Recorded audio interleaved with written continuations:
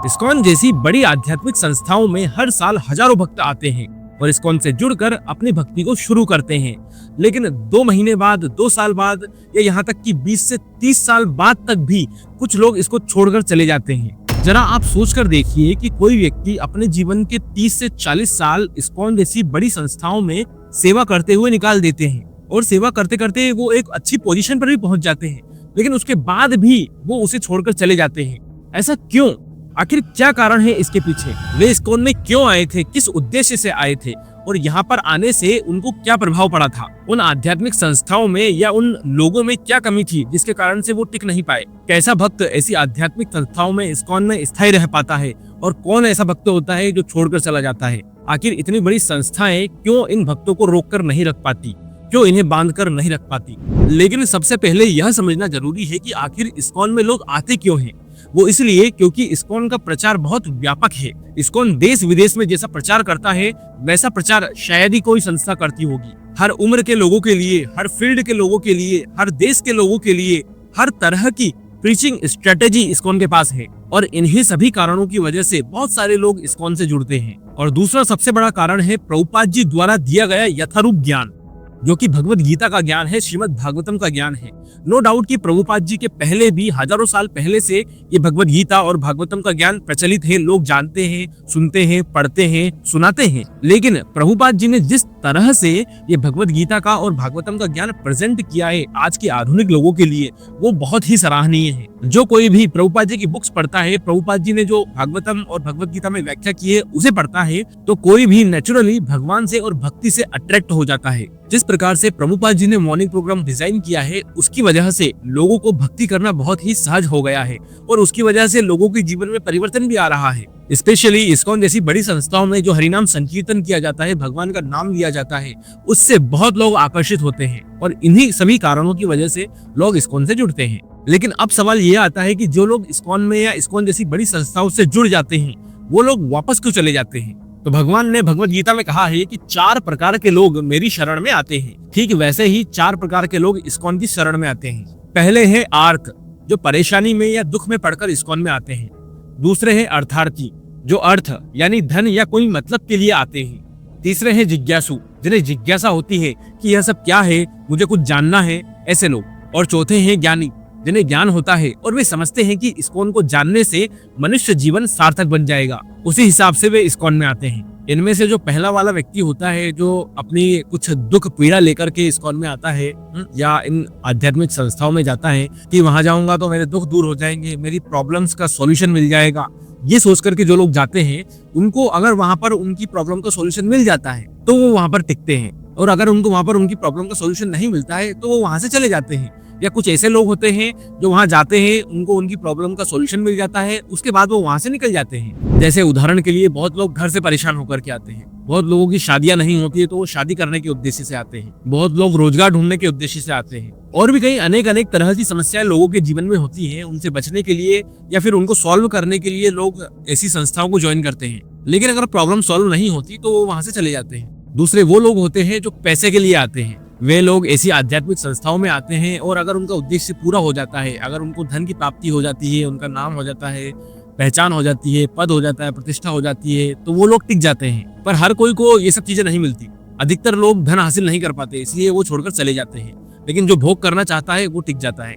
तीसरा है जिज्ञासु। जिज्ञासु भी एक ऐसा व्यक्ति होता है जो बहुत कुछ जानने के लिए ऐसी संस्थाओं में जाता है। वो वहां जाकर के बहुत सारे प्रश्न करता है और इन सब चीजों को जानने का प्रयास करता है, आध्यात्मिकता को जानने का प्रयास करता है, भगवान को जानने का प्रयास करता है। अगर उसकी जिज्ञासा शांत हो जाती है और वो ज्ञानी के स्तर तक पहुंच जाता है तब तो वो टिक जाता है।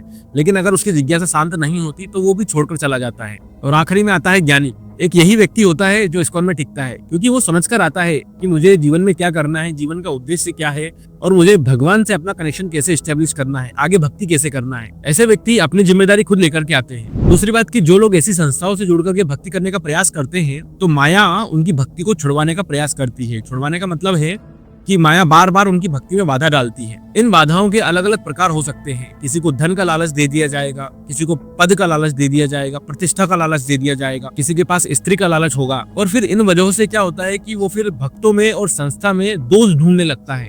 उसकी वजह से वैष्णव अपराध होते हैं, नाम अपराध होते हैं, सेवा अपराध होते हैं, और फिर इन सभी कारणों की वजह से वो बाहर हो जाता है। वो आया तो था वैष्णव समाज में शुद्ध भक्ति करने के लिए, लेकिन यहाँ आकर के उसके मन में काम वासना पैदा हो गई, वो विदेश चला गया, उसने शादी कर ली, पैसा कमा लिया, तो इन सभी कारणों से भी व्यक्ति छोड़कर चला जाता है। आप देखेंगे कि ऐसी बड़ी बड़ी आध्यात्मिक संस्थाओं में आपको हर प्रकार के भक्त मिल जाएंगे। कनिष्ठ अधिकारी जो सबसे निम्न स्तर की भक्ति पर होता है, मध्यम अधिकारी जिसकी भक्ति अभी मीडियम लेवल पर है, और उत्तम अधिकारी जिसकी भक्ति टॉप मोस्ट लेवल पर है। तो होता क्या है कि जब भी कोई भक्त इन बड़ी संस्थाओं में जुड़ने के लिए आते हैं, भक्ति करने के लिए आते हैं, तो सबसे पहले उनकी संगति कनिष्ठ अधिकारी से होती है। नो डाउट कि वो शुद्ध भक्तों से सुनते हैं, कथा श्रवण करते हैं, लेकिन व्यवहारिक रूप से तो बोलचाल, मिलना जुलना, सेवा करना, वो सब कनिष्ठ अधिकारियों के साथ होता है। और उनकी संगति की वजह से उनके जो विचार हैं वो भी कनिष्ठ अधिकारी के जैसे हो जाते हैं, क्योंकि वो उत्तम अधिकारी का तो संग नहीं कर सकता। हाँ, अगर वो ठान ले कि मुझे उत्तम अधिकारी का ही संग करना है तो बात अलग है, लेकिन मोस्ट ऑफ द पीपल जो इस्कॉन में आते हैं वो तो काउंसलर के थ्रू या शिक्षा गुरु के थ्रू ही कनेक्ट होते हैं। जैसे हमारे विचार भी निम्न स्तर के हो जाते हैं। निम्न स्तर के विचार मतलब पद, मान, प्रतिष्ठा, पैसा, धन, इसकी लालसा बढ़ना, काम वासना बढ़ना, ये सब चीजें। और इन सब चीजों से प्रभावित होकर व्यक्ति इतना पागल हो जाता है कि वो वैष्णव अपराध करने लगता है, सेवा अपराध करने लगता है, वैष्णव में दोष देखने लगता है, संस्था में दोष देखने लगता है, क्योंकि वो कनिष्ठ अधिकारी के संग में है ना, और उसको मान, पद, प्रतिष्ठा ये नहीं मिलती है, तो फिर वो फ्रस्ट्रेट होकर के चला जाता है। इसलिए ये जो कनिष्ठ विचार है ना, ये बहुत खतरनाक है, इससे हमको बचकर रहना चाहिए। अगर हम इस्कॉन या ऐसी बड़ी संस्थाओं में भक्ति करना चाहते हैं तो हमें उत्तम अधिकारी का संग करना चाहिए। उत्तम अधिकारी का संग करके हमें मध्यम स्तर पर पहुंचना चाहिए और कनिष्ठ अधिकारी का संग छोड़ना चाहिए, अगर आपको सच में भक्ति में आगे बढ़ना है तो। यदि हम ऐसे उच्च कोटि के भक्तों की संगति नहीं करें और कनिष्ठ विचार रखने वाले लोगों की संगति करें, तो फिर ये हमारी संस्था के लिए भी खतरा है, हमारी भक्ति के लिए भी एक खतरा है। क्योंकि प्रभुपाद जी का उद्देश्य इस संस्था को बनाने का ये कभी नहीं रहा कि कोई व्यक्ति अपने मान, पद, प्रतिष्ठा, धन के लिए जो है यहाँ पर मैनेजमेंट संभाले या मैनेजर बने। प्रभुपाद जी ने बोला है कि हर एक व्यक्ति को प्रीचर बनना है, ना कि मैनेजर। हाँ, ऑर्गेनाइजेशन को संभालने के लिए मैनेजमेंट जरूरी है, पर क्या करें, माया का ऐसा प्रभाव है कि भगवान भी परीक्षा लेते हैं, भगवान भी आजमाते हैं कि आप सब लोग भक्ति करने का प्रयास तो कर रहे हैं या भक्ति करने का ढोंग तो कर रहे हैं, लेकिन मैं भी तो देखूं कि आप लोग कितने पानी में हैं और कितने ऊपर हैं। इसलिए भगवान परीक्षा लेते हैं। जो परीक्षा में पास होता है वो टिक जाता है, जो परीक्षा में फेल हो जाता है वो बाहर निकल जाता है। बहुत बार हम देखते हैं कि बड़ी बड़ी आध्यात्मिक संस्थाओं में लोग कई सालों से हैं, कोई 20 साल से, कोई 30 साल से, कोई 40 साल से, यहाँ तक कि वो उन संस्थाओं में एक अच्छी पोजीशन पर है, कोई प्रेसिडेंट है, कोई कुछ है, कोई कुछ है, लेकिन वहां जाने के बाद उन्हें पद की, प्रतिष्ठा की, मान की, सम्मान की, धन की एक लालसा बन जाती है, एक वासना बन जाती है, और यही चीज उनकी भक्ति में एक बाधा बन जाती है। क्योंकि जब ये नहीं मिलता ना, तो फिर उनको फ्रस्ट्रेशन होती है और लालच भी बढ़ने लगता है कि और चाहिए और चाहिए, और उसकी वजह से वो कुछ गड़बड़ कर देते हैं, फ्रॉड कर देते हैं, और फिर उन्हें बाहर निकलना पड़ता है। और फिर अब बाहर जाकर के क्या करें, तो एक कर्मी की तरह फिर काम करते हैं। ऐसा ही मैं आपको एक उदाहरण बताता हूँ कि कुछ महीनों पहले आपने एक न्यूज सुनी होगी कि थाईलैंड में या कहीं पर एक बौद्ध आश्रम था, बौद्ध मठ था, वहां पर किसी लेडी ने जाकर के वहां के जो बड़े बड़े लोग थे, वहां के जो बड़ी पोजीशन पर जो लोग बैठे थे, जो कई सालों से आध्यात्मिकता को प्रैक्टिस कर रहे थे, स्पिरिचुअलिटी को प्रैक्टिस कर रहे थे, उन लोगों का स्ट्रिंग ऑपरेशन किया। ये खबर न्यूज में भी आई थी कुछ महीनों पहले कि उस महिला का ये काम ही था कि जो लोग स्पिरिचुअलिटी को प्रैक्टिस कर रहे हैं उनको ये महिला फंसाती थी और फिर उनसे पैसे मांगती थी, पैसे निकालती थी।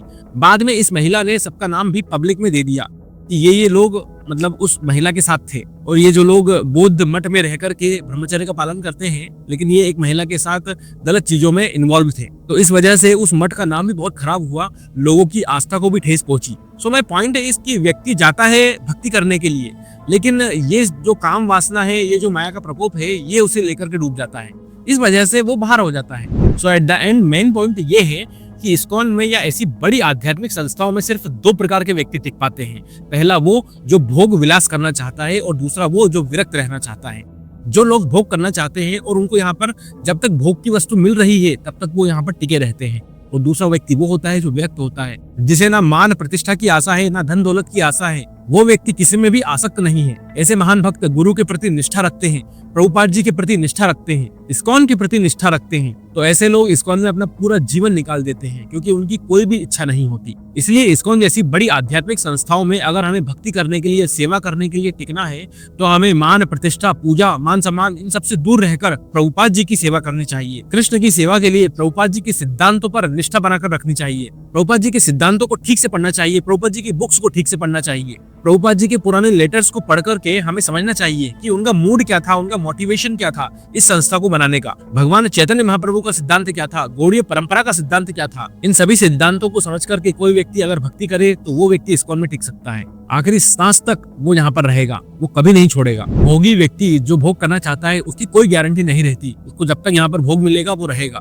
लेकिन जिस दिन उसका भोग खत्म हो गया वो छोड़ देगा।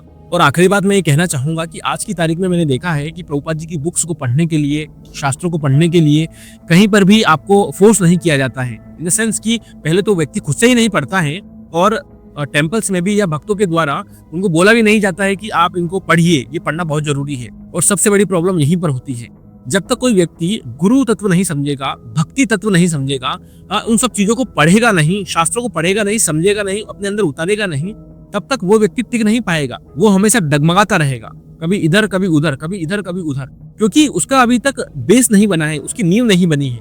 ये जो बुक्स है ना, जो शास्त्र हैं, जो प्रभुपाद जी की बुक्स हैं, ये सब हमारी नींव है। अगर किसी ने ये शास्त्र नहीं पढ़े हैं, ये बुक्स नहीं पढ़ी हैं, तो ये डेफिनेटली है कि वो कहीं ना कहीं आगे जाकर के डगमगाएगा। So please read all the scriptures and Prabhupad books. Thank you very much.